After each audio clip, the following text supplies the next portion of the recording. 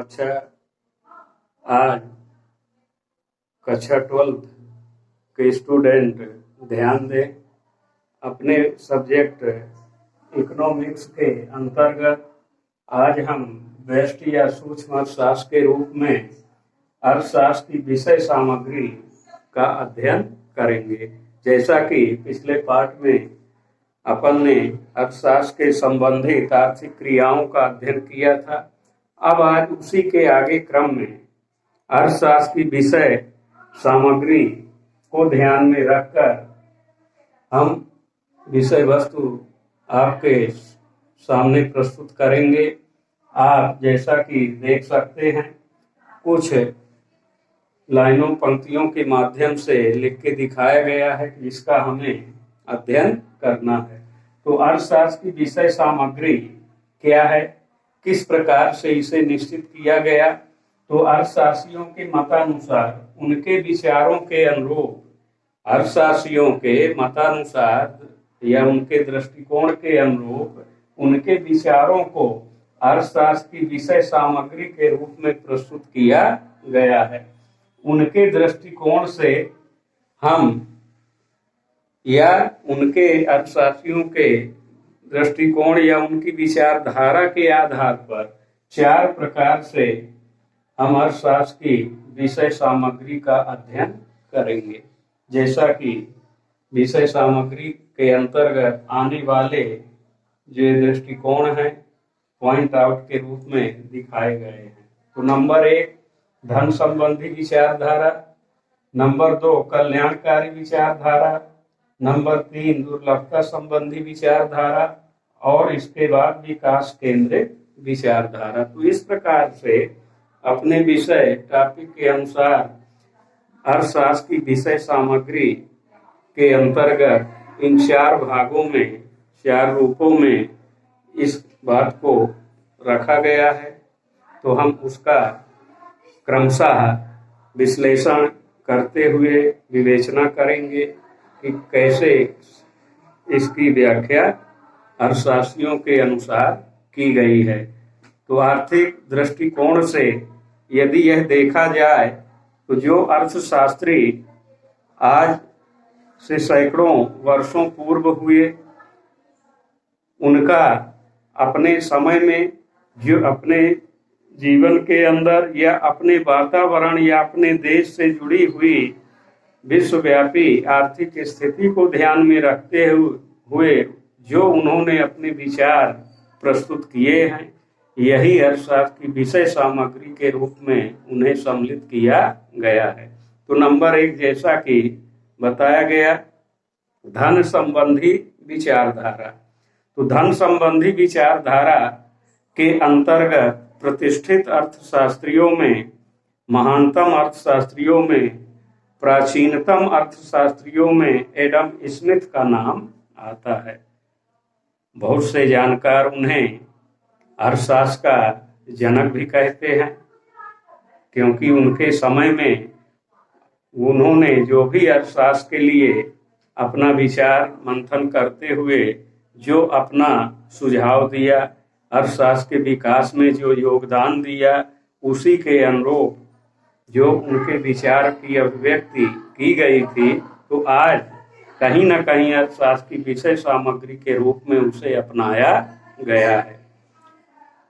तो अर्थशास्त्र के अंतर्गत एडम स्मिथ, जेबी से वाकर सीनियर आदि ने धन संबंधी विचारधारा को अपनाते हुए इसके अर्जन, वितरण एवं प्रयोग को अर्थशास्त्र की विषय सामग्री के रूप में सम्मिलित किया है, यानी इनको आधार बनाया है, ताकि विषय वस्तु के माध्यम से यह जानकारी प्राप्त हो सके। इसीलिए आर्थिक मानव एवं उनकी क्रियाओं को सम्मिलित किया गया है और धन को प्रमुखता से माना गया है, स्थान दिया गया है।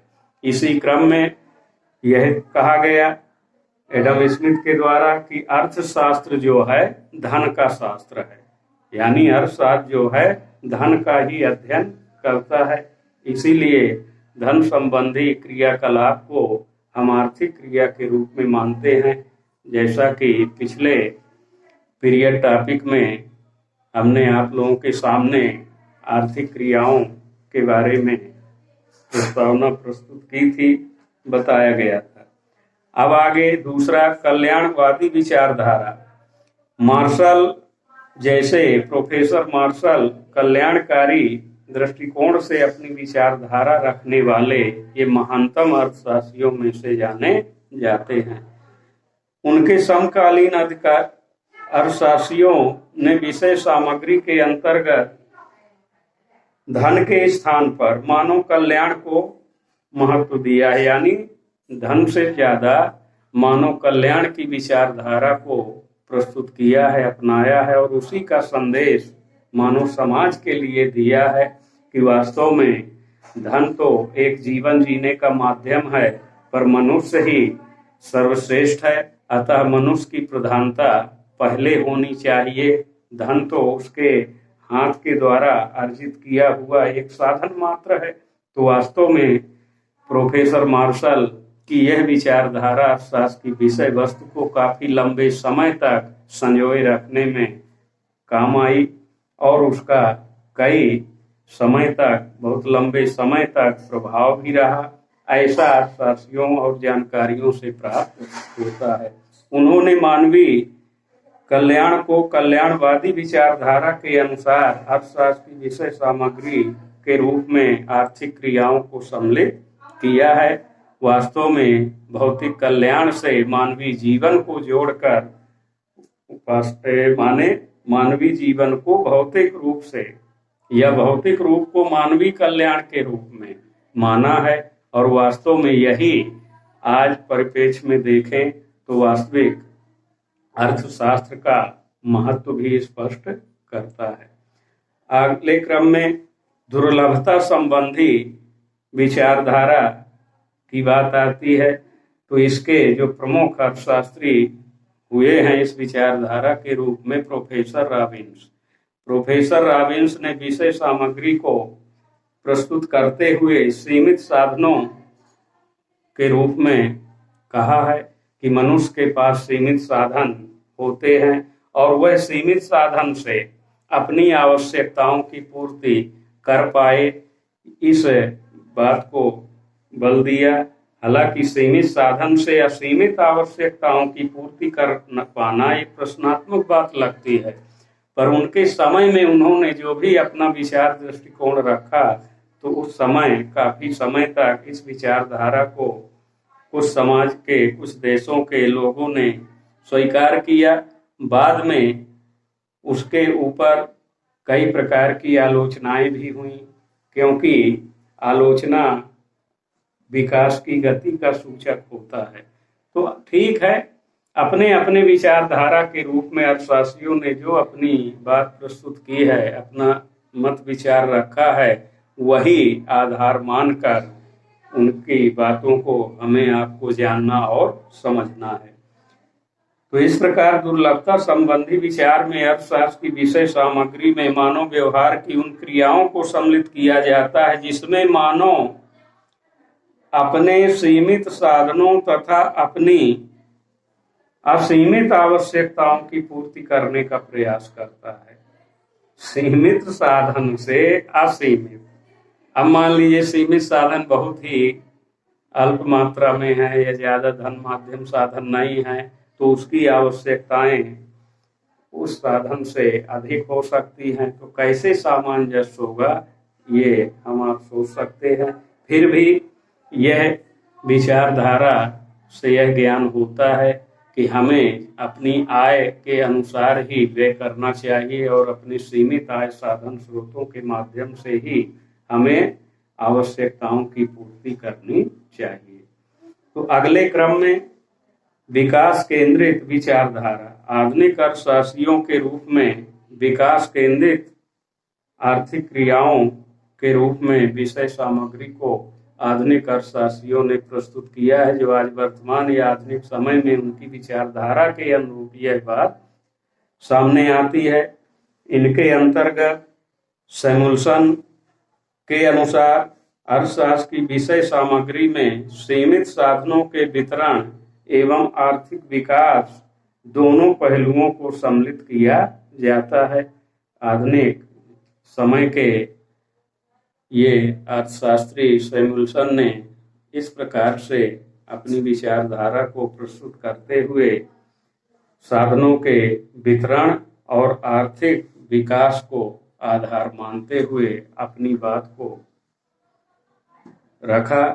इस बात पर बल दिया कि इस प्रकार से यदि आर्थिक क्षेत्र के अंदर यदि अर्थशास्त्र का वास्तविक विकास करना है तो इस प्रकार से हमें विचारधाराओं को अपनाना चाहिए। तो वास्तव में मानवीय आवश्यकताओं की पूर्ति के लिए आज जो धन है वो एक सशक्त माध्यम बन चुका है। हमारी आवश्यकताओं की पूर्ति तभी हो सकती है जब हमारे पास आवश्यकताओं की पूर्ति करने के लिए पर्याप्त साधन उपलब्ध हो, पर्याप्त धन हो, तभी हम अपनी आवश्यकताओं की संतुष्टि कर सकते हैं। पर आर्थिक विकास के लिए आवश्यकताओं का सतत विकास होते रहना चाहिए। यदि आवश्यकताएं होंगी तभी उत्पादन होगा, आविष्कार होगा। और कहा भी गया आवश्यकता आविष्कार की जननी है, और जब तक आवश्यकताएं बनी रहेंगी तभी तक अर्थशास्त्र का विकास होता रहेगा। इसीलिए कहा जाता है आर्थिक विकास एक सतत प्रक्रिया है जो निरंतर चलती रहती है, और जब कभी इसमें बाधा आती है, गति धीमी पड़ती है किन्हीं भी कारणों से, तो उस देश की अर्थव्यवस्था पर उसका विपरीत प्रभाव पड़ता है। और यदि विकास की प्रक्रिया निरंतर आगे बढ़ती रहती है तो आर्थिक विकास भी बढ़ता जाता है। उसी के माध्यम से राष्ट्रीय आय और प्रति व्यक्ति आय का निर्धारण किसी भी देश के लोगों का किया जा सकता है। प्रति व्यक्ति आय से राष्ट्रीय आय और राष्ट्रीय आय से प्रति व्यक्ति आय का आकलन किया जाता है।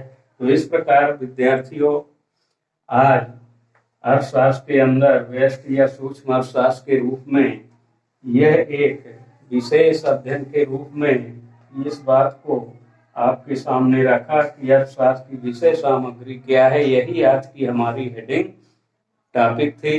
अब अगले क्रम में हम इसी चैप्टर लेसन से अगले पीरियड पाठ्यक्रम के रूप में आपके सामने जानकारी प्रस्तुत करेंगे, रखेंगे।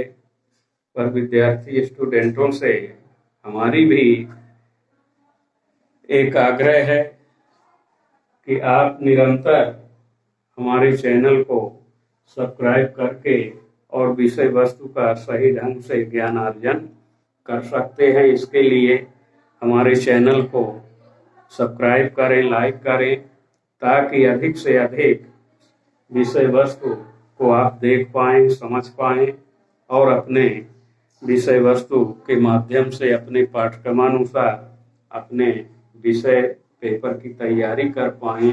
यही हमारी अपेक्षा होती है कि हम अधिक से अधिक आपका ज्ञानवर्धन आपके विषय के अनुरूप कर सकें।